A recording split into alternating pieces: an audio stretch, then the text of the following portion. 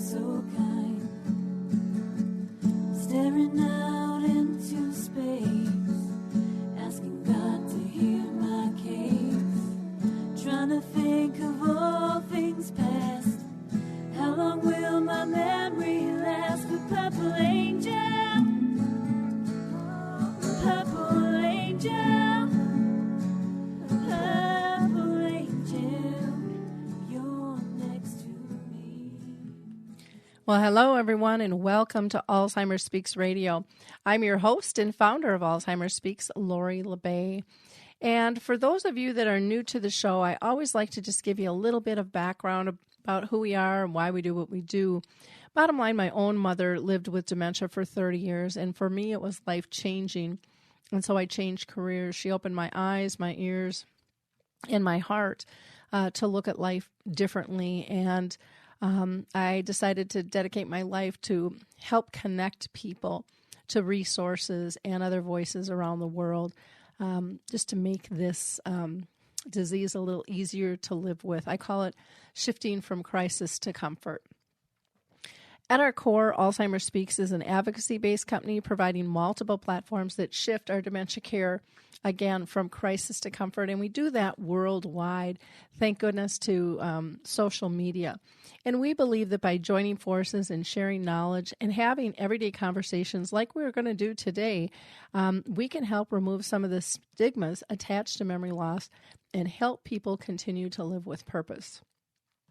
At our core, we also believe that collaboration is the only way we're going to win the battle against dementia. And I know it's working thanks to each and every one of you. You see your likes, your clicks, your shares with your Facebook friends, your LinkedIn colleagues, your Google tribes, your Twitter groups, all make a huge, huge difference. And you're pushing knowledge and information out to people in need. And it allows them to feel a little bit more comfortable. You know, it makes us all feel comfortable.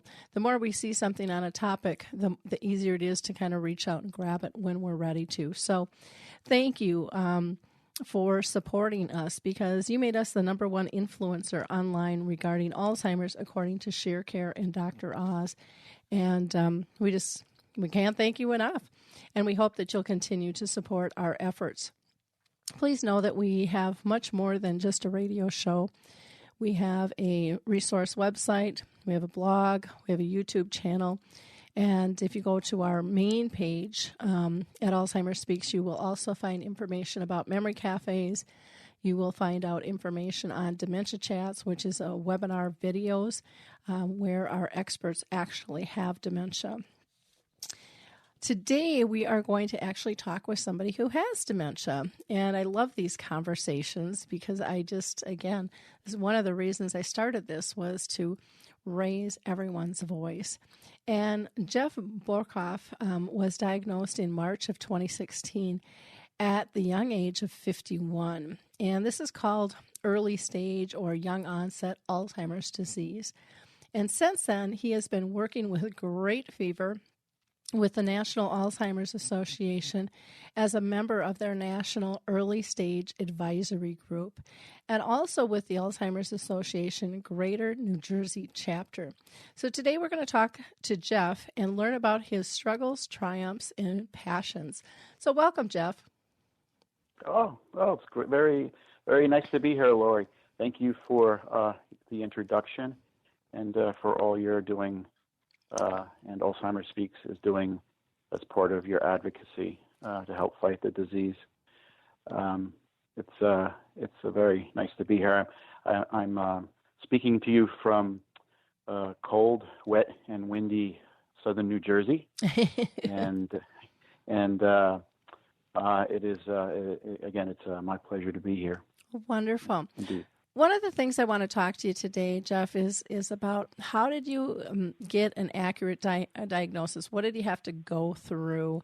How long did it take? Because I've heard such horror stories, and was that the process for you as well? How did you get diagnosed?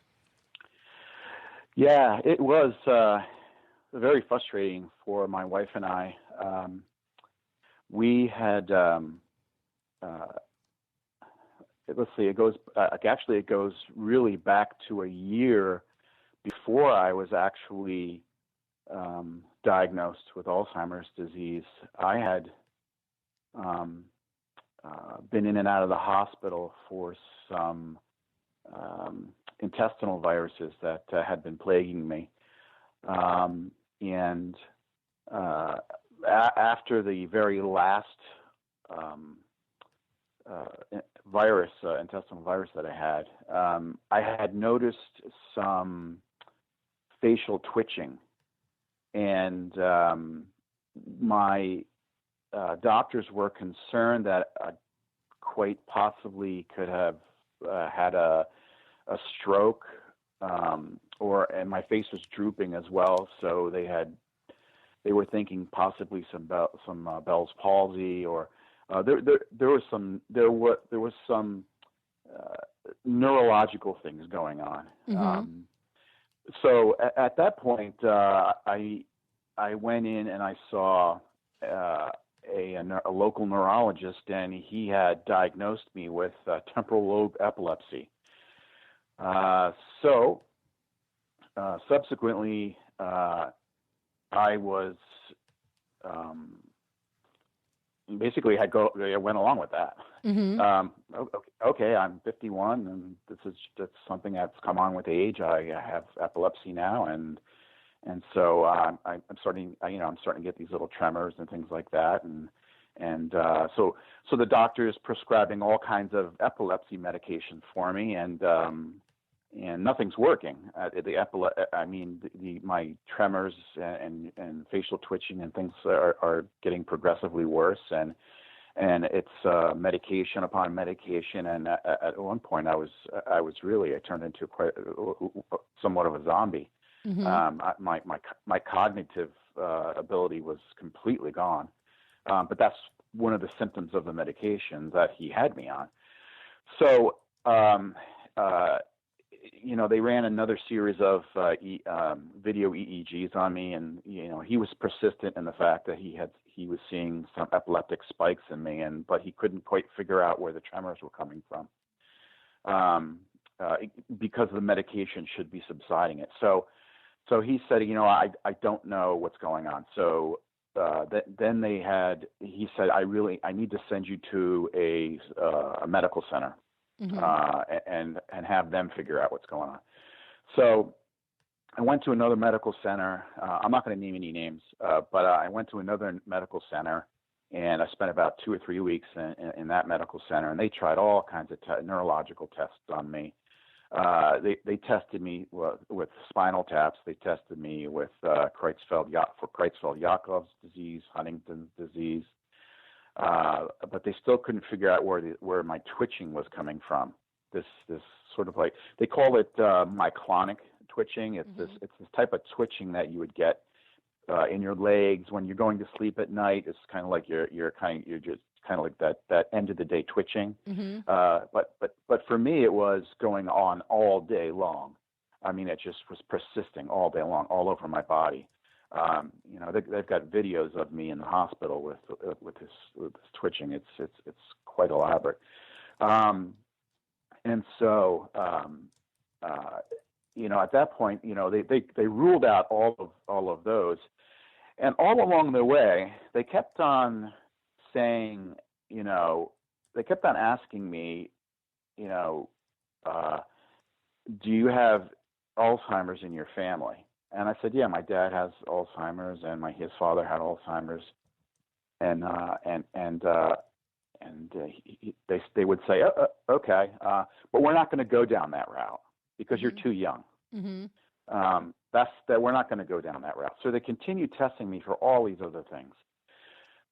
Finally, what they thought of was, in this particular very large medical center in the East Coast here, they said, what we think you have is this thing called a post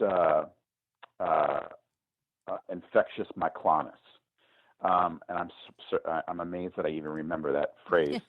But basically it's they told me when you have a severe infection in your body, your brain creates all these antibodies, and when your infection goes away, the antibodies continue to be generated, and they start attacking your brain and start trying to feed on your brain. That's kind of the layman's definition of it. So that's why they said I was having all these shakes and twitching and slurring of my speech and different neurological symptoms.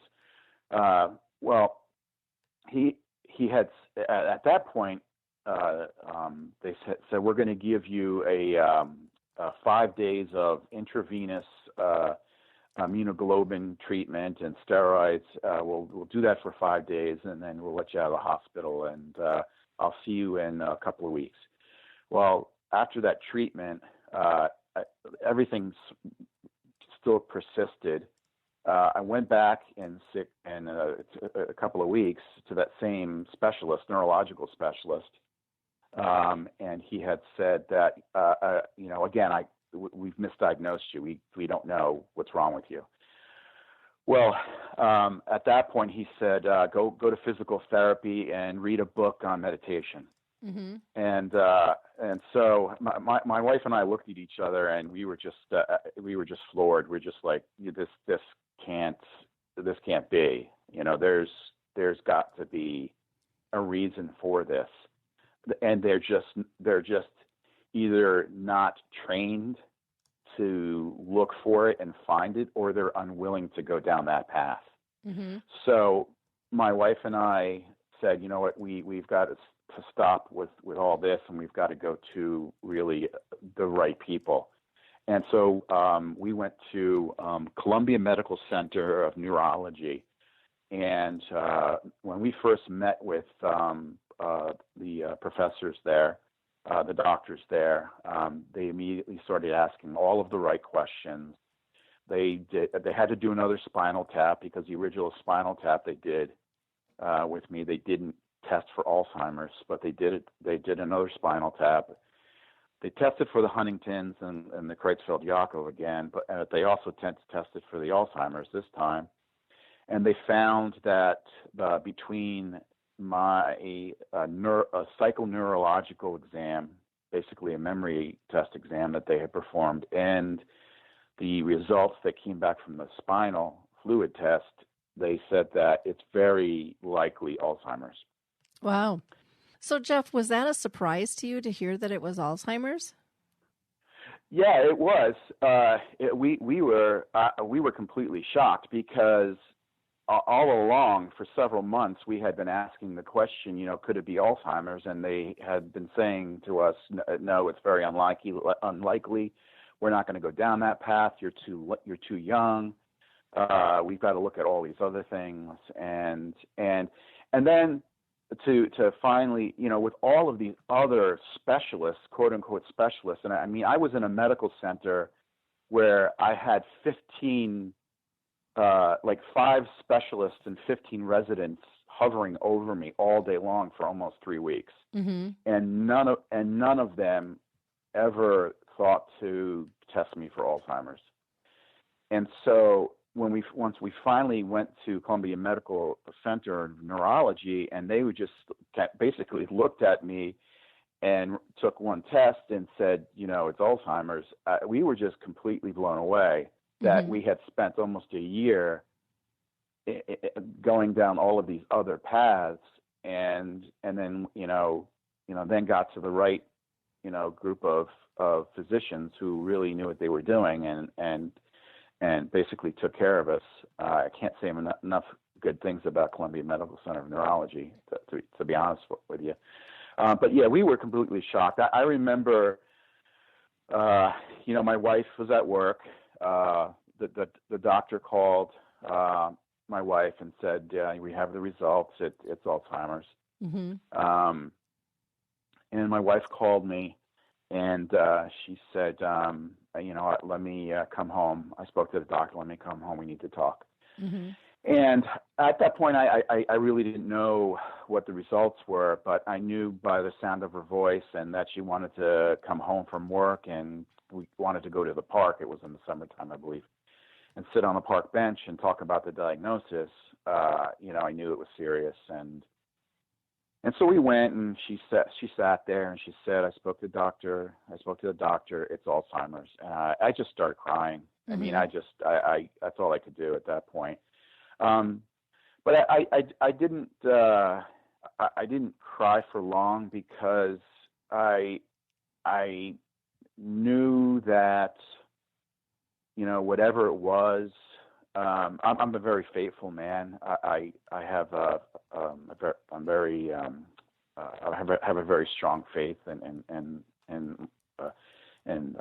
God, and I know He's got my back, and He's going to take care of me through this, and He's really, He's prepared me for this. He knows the type of person I am, so he knows I can handle this. So I immediately, I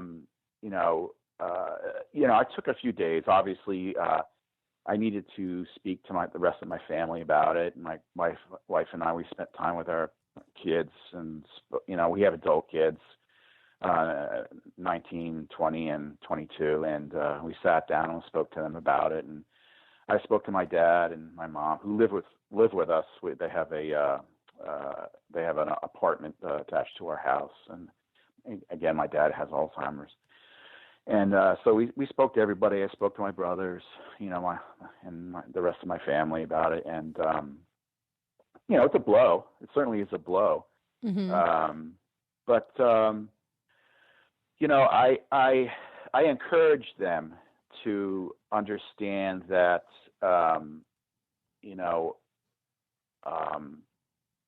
there's with this news, there's some great opportunity. Mm-hmm. For us as a family to continue to make strong memories for all of us, and to continue to work to create awareness and advocate for the disease, and to support others who are living with and struggling with the disease. So my family got right behind me and supported me 100% with my desire to really start generating awareness in our community, and in our family, and in our church family. And that's when I reached out to the Alzheimer's Association and said, what can I do to help?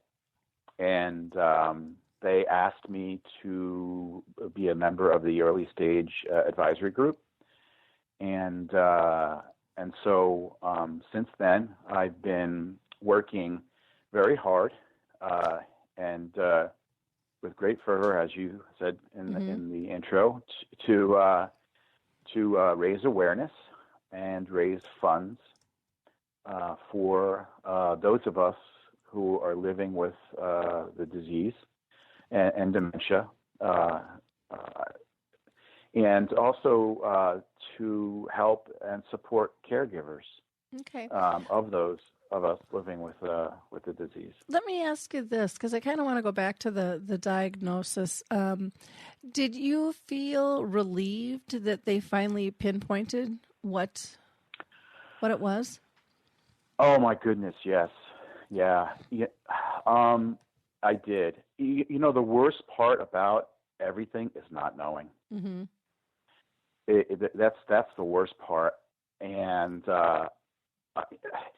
I think it was worse for my wife than it was for me, because I kept on saying to myself, God, whatever it is, I know you got my back. Whatever it is, I know I'll be okay. And you'll provide, and you'll take care of it. But it was really painful watching my wife go through these months and months of agony of not knowing what it was, and her watching me go through this mental and physical change, where I was at some points, because a lot of a lot of while I was going through the diagnoses, the stress and anxiety that was being put on my mind and my body was making it very difficult for me to sometimes speak and articulate correctly. I was having much more difficulty remembering. I was stuttering a lot. My balance was really bad. It's still not that great. But since I've right now I'm on some medication that really helps with the anxiety level. So I'm able to function a little bit better than I was when I was going through them trying to figure out what was wrong with me. Okay. So watching. Mm-hmm. Go ahead. I wanted to ask, so you told us how you felt, and your wife was a little taken back. How about your kids? How did they process it all? I have 3 young adults who are vastly different in personality, so it was the complete full spectrum of emotion. My youngest daughter is she got very vocal and angry. Why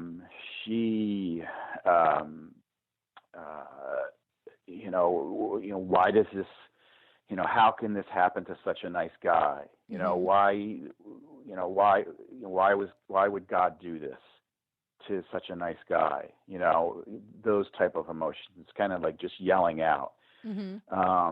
And I had to reassure her that, God's not doing this to me. He's helping me through it. Mm-hmm. I'm not angry at God. He's providing. He's going to sustain us through this. And so then she continues to this day with those questions. Why? Mm-hmm. She's got a lot of why. My middle daughter, the first thing she said to me, she just looked at me and just started bawling, and she said, "You're going to forget me," and that was really rough to hear. Yep. I'm sorry. Whenever I think about that, I always start to get choked up. No, and, rightfully so. No need to apologize. Yeah. It's a big thing. Yeah. That's the worst thing that you can imagine. Mm-hmm. Is that your children are fearful mm-hmm. that you're going to forget them. Mm-hmm. So I'm constantly trying to reassure them that, I will not forget you. My ability to recognize your face may fade, but I will never forget you. Mm-hmm. And then my son, the eldest, he went into denial. When I actually told him, I have Alzheimer's, he just said, okay. And then he kind of left the house, and I didn't see him for a couple of days. And finally, a couple of days later, he came back, and my wife and his girlfriend sat downstairs and talked to him, and he just said, he said it's... Take your time. It's fine. Yeah. This is emotional stuff. This is big stuff. Yeah. Well, he watched his grandfather die mm-hmm. From a lung disease.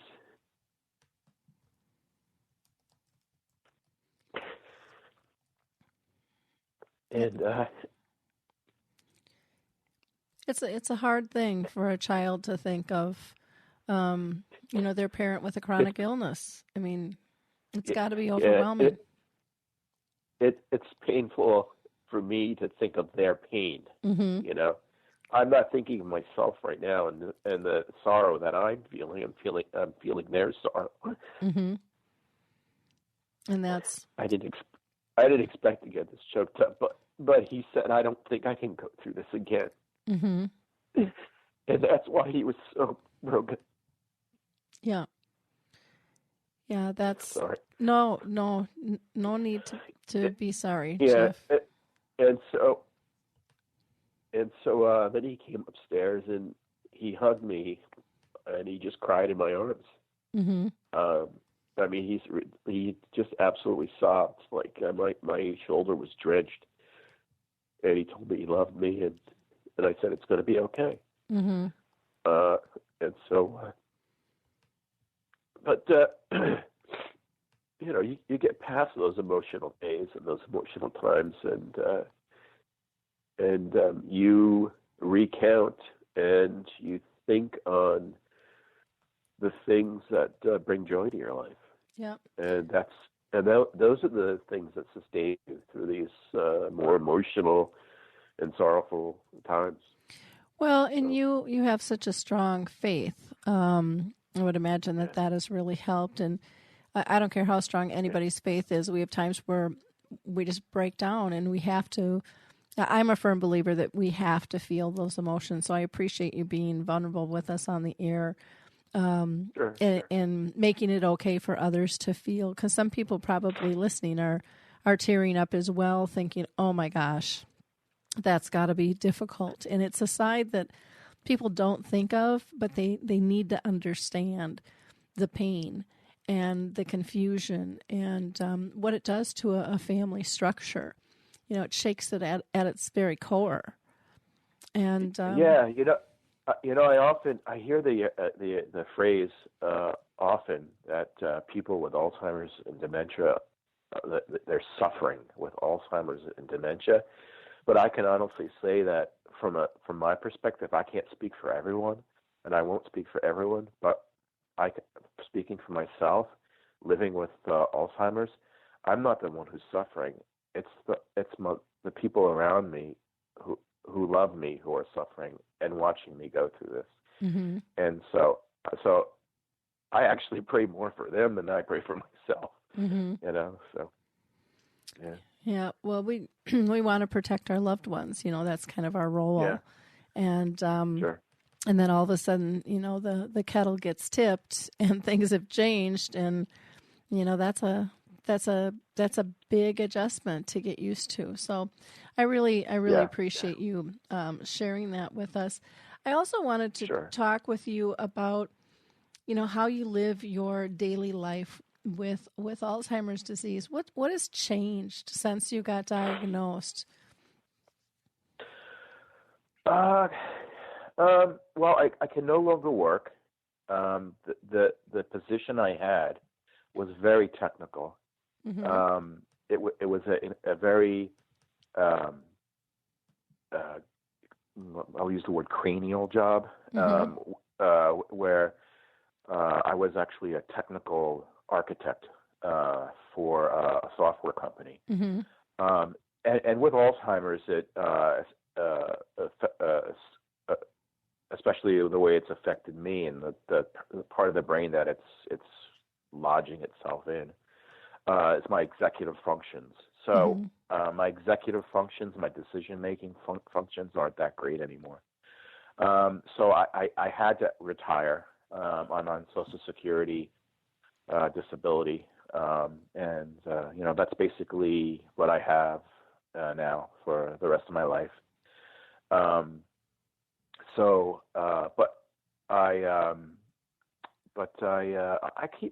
really do keep myself busy. I know that it's very helpful for me to.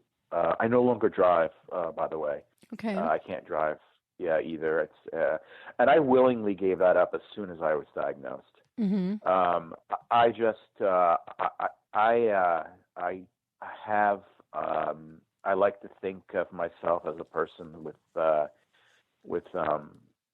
very little pride or ego. I don't really need to feel that. I don't think it's necessary for me to drive to feel independent. Mm-hmm. And I'm not knocking anybody else that has that need. But the way that I looked at it was that if I am unable to make executive functions, there's no way I should be behind a wheel of a car. Mm-hmm. And not only the possibility that I could take my own life, but I could take somebody else's life. I just can't have that. So I decided not to drive. But that doesn't prevent me from getting around. My mother, who lives with me, she's 75. She still drives. She's very helpful. My wife is able to drive me. My kids are around. They're able to drive me as well. Uber is helpful once in a while. But I do things during the day. I read a lot. I social media, Facebook, Twitter. I write a lot of. I write blog articles about the disease and about living with the disease and supporting other people. I go to church. I go to a prayer group at church and socialize there. I'm learning how to play an instrument, which I heard is very good for you. So I'm learning how to play the ukulele. I'm not that good at it, but it's fun.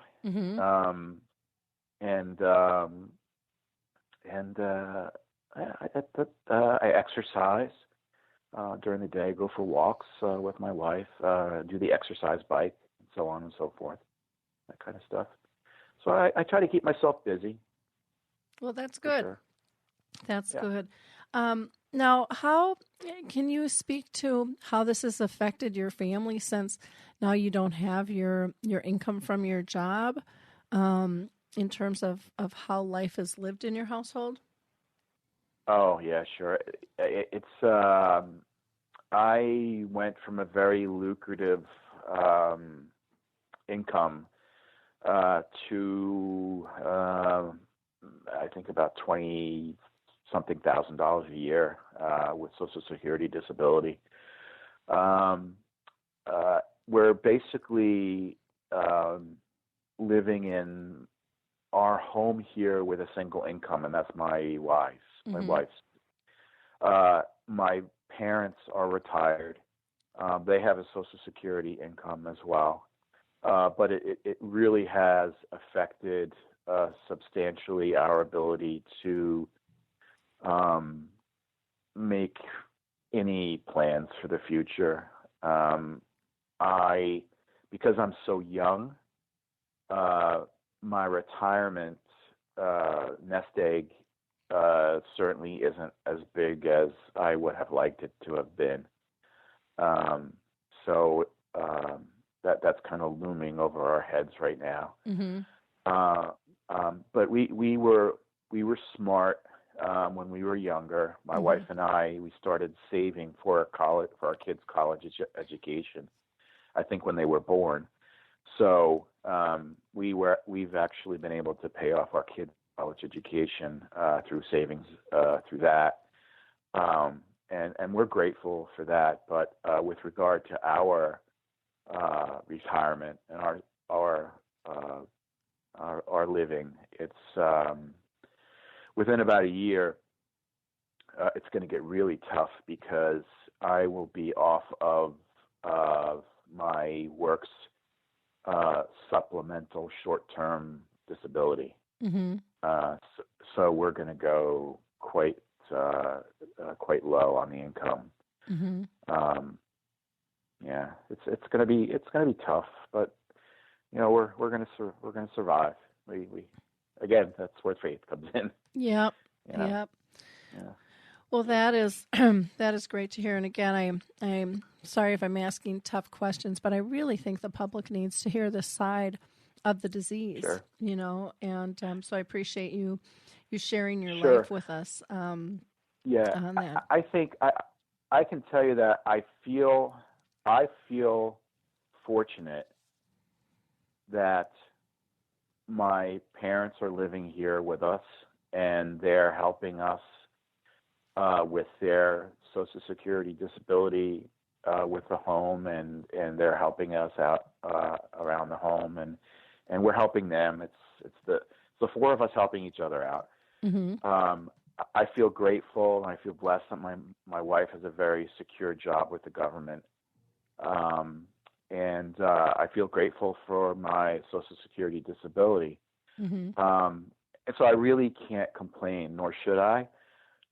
What I feel very passionate about are those folks who are out there, two senior citizens living in communities where either one or both of them has Alzheimer's or some other dementia, and they have very little, and they're doing subsistence living. My heart really goes out to those folks, and that's another reason why I'm advocating. I'm working with with the Alzheimer's Association and advocating for assistance, for government assistance for the folks who really need financial assistance in those situations. Mm-hmm. Yep. Yeah. Okay. I wanted to talk with you a little bit more about your advocacy and how does that affect you in terms of living life? Does that give you added purpose? It does, most certainly. When I first found out that I was diagnosed with Alzheimer's, I initially didn't know much about the Alzheimer's Association, but what I knew was who I am. Mm-hmm. And I'm not someone to sit around and let something get me down. Mm-hmm. So I immediately started a local grassroots fundraiser called Walk to Remember. Mm-hmm. And this past July, I believe it was July, we had our first annual Walk to Remember fundraiser where about, somewhere between 100 and 200 people in the community came out. We had a 5K walk, barbecue, and we raised about $4,000 for the community, for people living with Alzheimer's and dementia, because I wanted to create more of an awareness for this for the disease. Mm-hmm. And when I say disease, I say Alzheimer's, but I'm saying that in more. Let's think in general terms. There are many types of, as you well know, dementia is the umbrella, and then we've got many dementias. Alzheimer's probably, maybe being the most common, but we've got, Lewy body and temporal lobe dementia and vascular dementia and so on and so forth. But I really wanted to begin to raise awareness and get my community to be more dementia friendly, mm-hmm. And to really recognize this disease as prominently as it should be recognized, because of what it's doing to our society and our culture, financially and culturally. And so subsequently to that, that's when I started getting involved with the Alzheimer's Association and working with them to help them continue building, to working with them for Alzheimer's awareness, dementia awareness, and supporting them through fundraising and also through advocacy. But what it's done for me is it's certainly given me a purpose. Mm-hmm. I believe I lead a very purposeful life to begin with. Mm-hmm. As a husband, as a man of faith, as a father, as a member of my community. But this has certainly given me an additional purpose to layer on top of that, and a very good one indeed. Mm-hmm. So I'm grateful to these organizations that allow me to use my voice to really create more awareness and to help me with more purpose in my life. Mm-hmm. It feels good, mm-hmm. So. Well, good. That's great. I hear, more people who are doing advocacy, it just, once we get purpose in our life, it just makes us feel more solid and kind of okay in our new identity, I guess would probably be the easiest way to say that. Yeah. And I think one of the most important things right now that at least that I'm thinking about is that there are so many people living with Alzheimer's and other forms of dementia in our society, in our culture. And we need to recognize that, and we need to make our communities more dementia friendly and more dementia aware. Mm-hmm. You reduce and remove this stigma that's attached to it. And so that's really one of the things that I've become very passionate about. Wonderful. Well, I appreciate all that you are doing. Is there any advice that you would like to give families who are just maybe getting newly diagnosed, or maybe they're just in the process of trying to figure out what the heck is going on?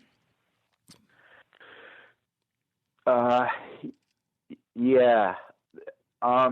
With regards to early stage, mm-hmm. I can certainly speak to that. There is, I guess the first thing to do is don't let any of your physicians or doctors tell you that, we're not going to go down the route of Alzheimer's, mm-hmm.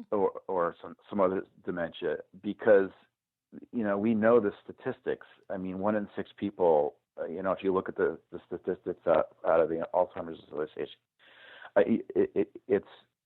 there is a possibility. So don't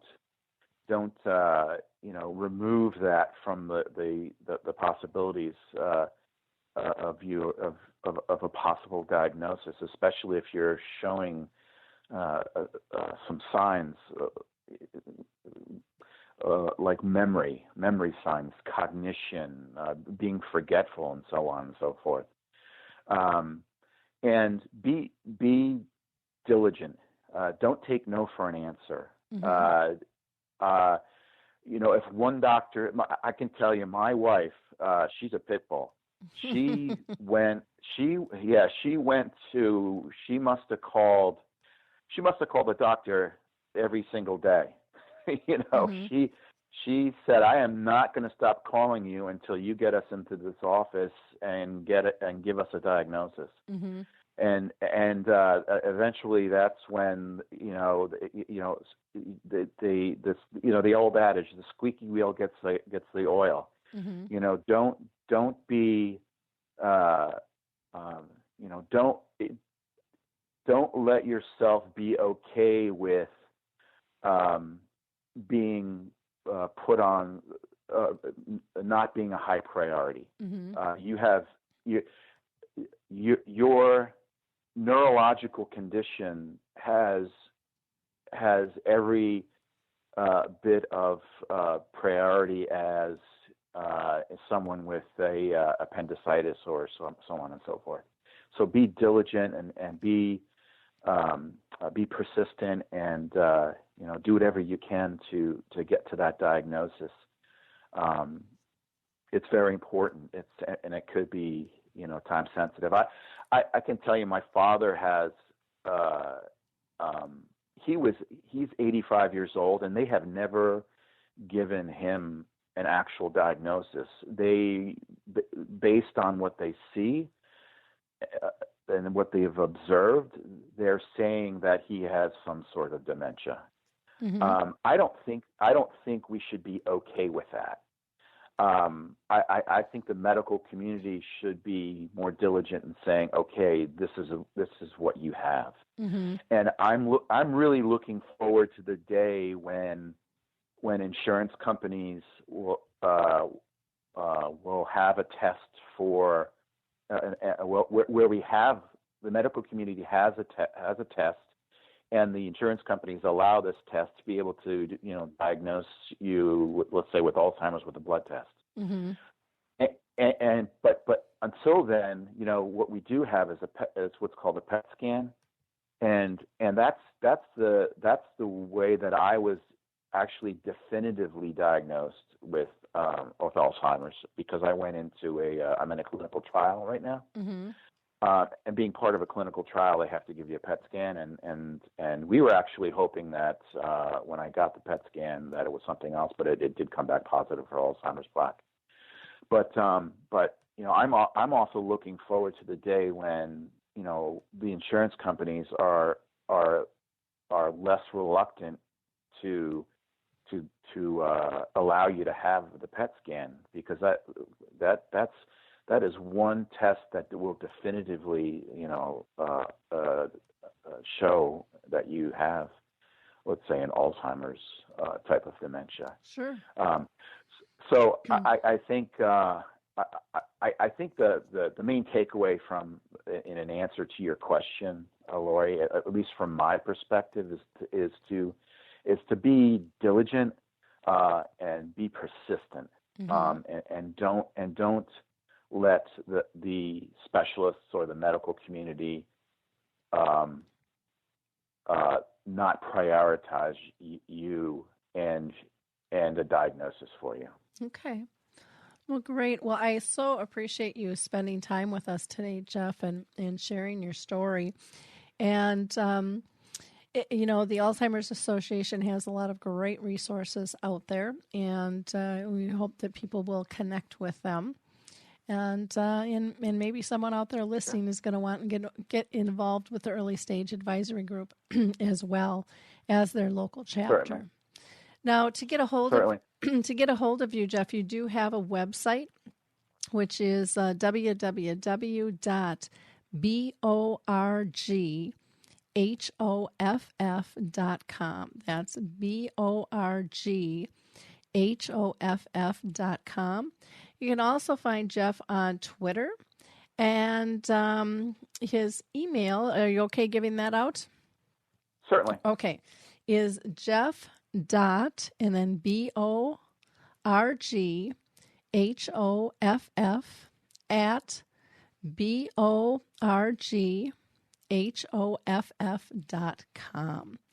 Well, thank you so much for taking the time to be with us, Jeff. Really appreciate it today. Thank you, Lori, and thank you to Alzheimer's Speaks, a phenomenal organization, and for everything that you do. And I encourage everyone to go to alzheimersspeaks.com as well. There's, Lori, I've been on your website. There's so much great material there. Thank you. Thanks for all that you do. Thank you. For those of you that are new to Alzheimer's Speaks Radio, you might be new to our station here, which is called Alive and Social. And one of my favorite colleagues here is Rachel Perrin, who is the culinary director for Kowalski's Market. And she does a show called What's for Dinner Tonight? And her and Adam Lee, who's her sidekick, talk with friends and colleagues, and they chat all about seasonal foods and favorite flavors and trendy nutritional things, kind of everything yummy for the tummy. And their goal is to, help you make a meal quick, because they know that we're on the run. So their podcast only averages 10 to 15 minutes. But it's great for the hungry listeners to get a little assistance making those dinner plans. And you can even go to Kowalskis.com for a full seasonal menu suggestion list. And that is KOWALSKIS.com, KOWALSKIS.com.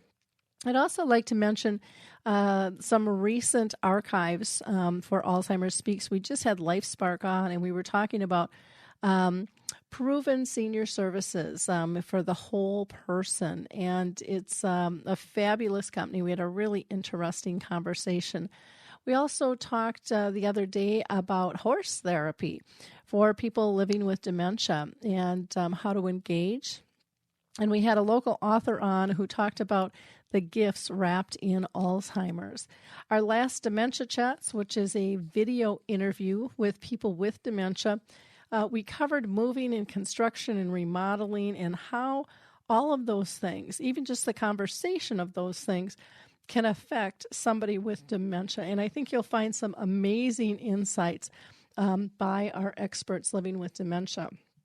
If you're interested in coming to one of the screenings of His Neighbor Phil, January 26th, I'm going to be at Gable Pines in Vadnais, Minnesota. I will be at Clarendale's February 13th in Schererville, Indiana, and I will be in Illinois in Algonquin on the 15th, and on the 14th, Mokina, Illinois. And then I'll be coming back to Minnesota for a few. I also want to highlight a blog article done by Carol Larkin with Third Age Services, who wrote a beautiful article about an inspirational man, and I think that's something that in this day and age we could all use. And then I want to give a shout out to the Call Alert Center. Mark Arnold just has a wonderful company there, and it helps disseminate information if somebody were to wander, and it's something very inexpensive that you can do under $15 a year to be prepared in case that situation would arise. It's not something you want to scramble with after the fact, and just have a broader net using social media to help find your loved one or your client.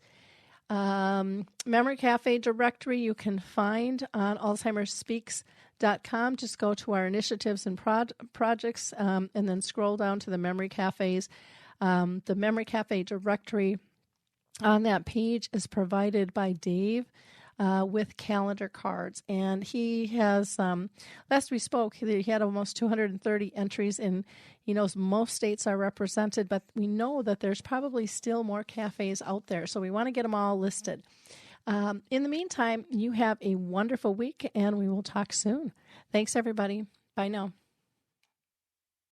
Well, hi, I'm Lori LeBay, and I wanted to tell you about Alzheimer Speaks, which is another great podcast. You see, my own mother lived with dementia for 30 years, and I felt lost. Did you know every 3 seconds someone in the world is being diagnosed with dementia? Odds are it's going to hit your families too. We want to help you connect to services, products, tools, research, and stories so you can be prepared.